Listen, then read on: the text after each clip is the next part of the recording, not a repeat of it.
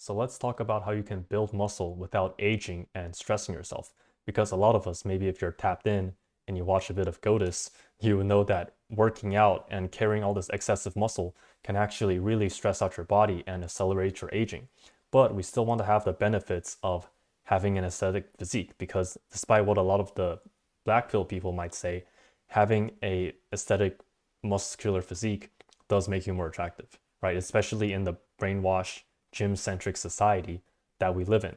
So does this mean that we have to just give up on training and not train at all? Well, there's nuance to it, right? There's nuance because not all exercises stress your body in the same way, and not all exercises will develop your body in the same way. Let's say you do 2 sets of 6 to 10 lateral raises at 1 rep in reserve, right? When you do lateral raises, even if you go all the way to failure, let's say to 10 reps to failure, it's not really gonna feel like much, right? I actually did this yesterday where I did the seated lateral raise machine and I literally did 3 sets to failure in the 6 to 10 rep range. And it literally felt like nothing, right? I wasn't fatigued at all. Afterwards, I felt like I haven't even done anything at all because lateral raises, right? And I'll talk about exercise selection in a second, especially if you do like a not train to failure, they're not very fatiguing at all. But they will actually have the biggest impact on your physique because they'll build up your lateral deltoids. And when you build up your lateral deltoids, it creates the illusion of wider clavicles. And that's the whole purpose that we train in the first place because the whole goal of training in the gym is to create the illusion of a wider and bigger skeleton. On the other hand, you have this is Tom Platz, and you can find this video on YouTube of Tom Platz doing 325-pound squats for 30 reps. So if you do something like this, where you just take a bar, put on your back, and squat for 20, 30, 40 reps, then it's going to be way more fatiguing. You can actually see in the video that he's kind of turning a bit purple. I think that might just be the video though, but it's definitely super fatiguing and you're gonna feel like dying afterwards, right? You're not gonna be able to walk afterwards. You're gonna be super dizzy, and it's gonna stress out your body massively. And if you do something like the squats, then it's not gonna build up your body in the most aesthetic way, right? Because when you build up the muscles in your legs, uh, it's not the most bang for your buck in terms of improving your appearance. So obviously, there's nuance to this, right? And if you structure your training in the right way, where you pick the right exercises and do the correct programming, you can get pretty much all the benefits of having a muscular aesthetic physique.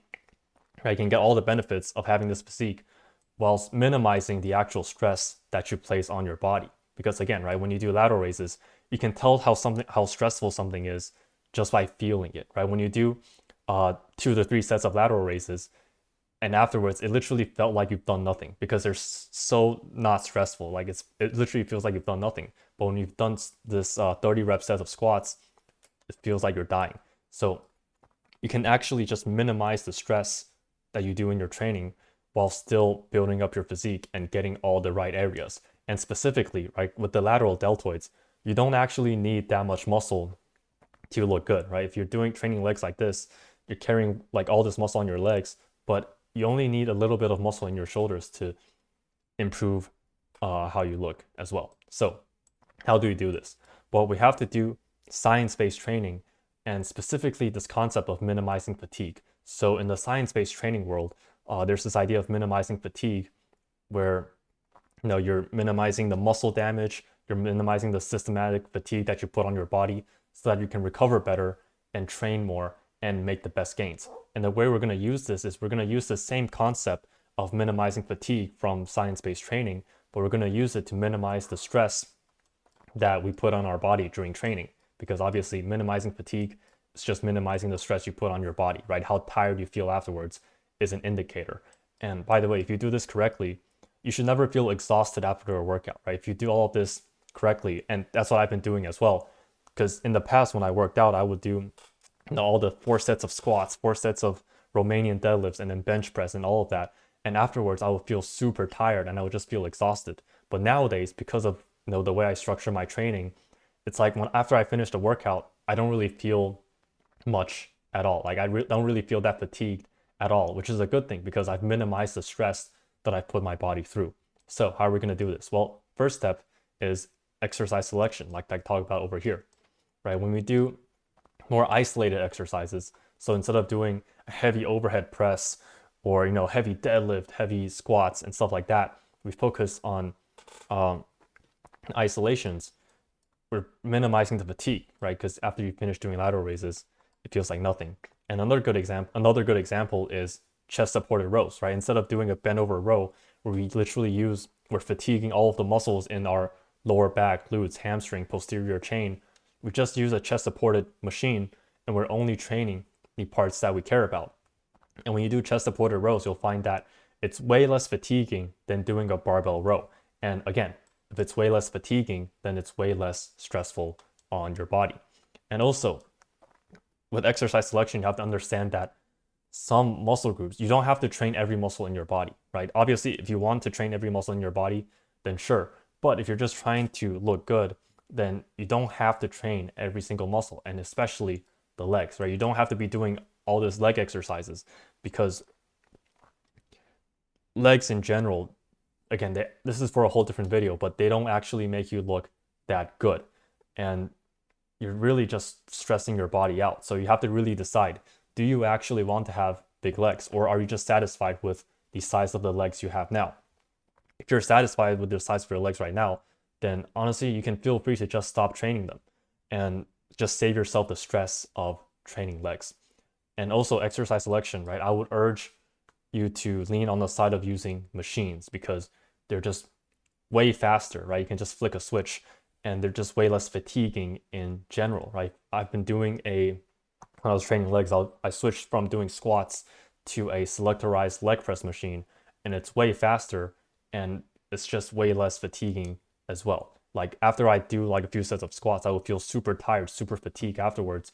But after I do a few sets of the seated leg press, it felt like I didn't do that much at all. So exercise selection, try and do isolations, machines where you have some kind of support, right? Do seated presses, don't do standing presses, do chest supported rows, that kind of stuff. Next thing is volume. So with volume, right, the past volume recommendations has actually been way higher than what we need that we know right now. So in the past, it was recommended that you do 10 to 20 sets a week every muscle. So that might be 10 to 20 sets of biceps, 10 to 20 sets of triceps, and then 10 to 20 sets of back a week. But now with modern science-based training, you actually find that you only need 4 to 6 sets a week. And 4 to 6 sets, this is, excuse me, this is even more effective if you can actually spread these sets out to a higher frequency. So instead of doing 3 sets twice a week, you do 2 sets 3 times a week. The second one is actually going to be way more effective. Well, not way more, but just substantially more effective because you have higher frequency, even though the total volume is the same. And you can see again, right? We're minimizing fatigue, which is minimizing the stress we put on our body. So instead of going to the gym doing like 5 sets, 6 sets of bench presses and stuff like that, we can really just do 1 to 2 sets every exercise as well. And we're really getting probably better results, right? Because a bunch of people have been switching to this low volume approach and they find that they're actually getting better gains and less fatigue than they have before because now they can actually recover. And next thing, right, this all ties in is the rep range. So instead of doing high rep ranges like 15, 20 reps, it's actually less fatiguing to do low rep ranges like 4 to 8 reps. Because when you do high rep sets, like, a set of 20 to failure, you're getting what's called calcium ion fatigue. So as you do a high rep set, the calcium ions are actually accumulating in your muscles. And this actually just makes it take longer for you to fully recover. And yeah, and you can actually just imagine this, right? If you do a set of 20 reps to failure, the last 5, 6 reps are going to be really hard. Whereas if you do 8 reps to failure, then maybe the last 3 reps are going to be really hard. So you're also getting less really hard reps as well, which is what we want because, those really hard reps, that's going to stress your body out as well. And lastly, reps in reserve. Reps in reserve actually ties in with rep range because when you are at lower rep ranges, it makes it way easier to tell your reps in reserve. And reps in reserve is basically just how many reps you are away from failure. So let's say you have a weight that you can do 10 reps with, right? That's your 10 rep max. If you do 10 reps with it, then you're going to 0 reps in reserve because you can't do another rep. If you do 10 reps and attempt an 11th rep, then you're doing 10 reps, but you're going to failure because you tried that 11th rep and you didn't get it. And if you do 9 reps, then that's 1 rep in reserve. And with science-based training, the reps in reserve, they find that as long as you do between 0 to 2 reps in reserve, you're going to make pretty similar gains, right? Obviously, if you go like lower reps in reserve, you're going to get more stimulating reps. And I can talk about the stimulating reps model for another day. But generally, if you're in 0 to 2 reps in reserve, then that's good enough to make gains. And what I would suggest is to just go for 1 rep in reserve for all of your sets. So let's say you have a weight that you can do 8 reps with. Instead of going to 8 reps, which is the most that you can do, just stop at 7 reps, right? Keep 1 rep in reserve always. And that's going to actually help you recover way better, right? Because you're going to have less calcium ion fatigue, calcium ion accumulation. It's going to help you recover better. You're probably going to make more gains because, again, a lot of people have reported making way more gains when you go low volume, low reps, and reps in reserve. And it's going to stress your body way less. And it has been a secret to actually feeling not exhausted after a workout because when I used to train to failure, it's like I would get so exhausted after a workout. But if you just do 1 rep in reserve, it's like you feel way less fatigue, right? A lot of times I would actually feel like I haven't even worked out, but I know that, from evidence and my actual gains that I've made, that workout was very effective because I've been getting in the stimulating reps. So yeah, if you want to minimize the stress you put on your body, use these strategies to minimize your fatigue, right? Pick the right exercises, isolations, machines, chest support, seated. Do low volume, right? Don't do like 10 sets a week, just do 4 to 6. You'll actually make more gains that way. Use low reps and keep everything in 1 rep in reserve. And obviously, for the diet, you should be eating raw meat, raw organs, eggs, certain fruits like coconut water, some like watery, really hydrating fruits. That'll be good as well. I've actually had a friend speak to me yesterday who I was friends with him in high school, and we started talking, and we found out that we both watched GOATUS as well.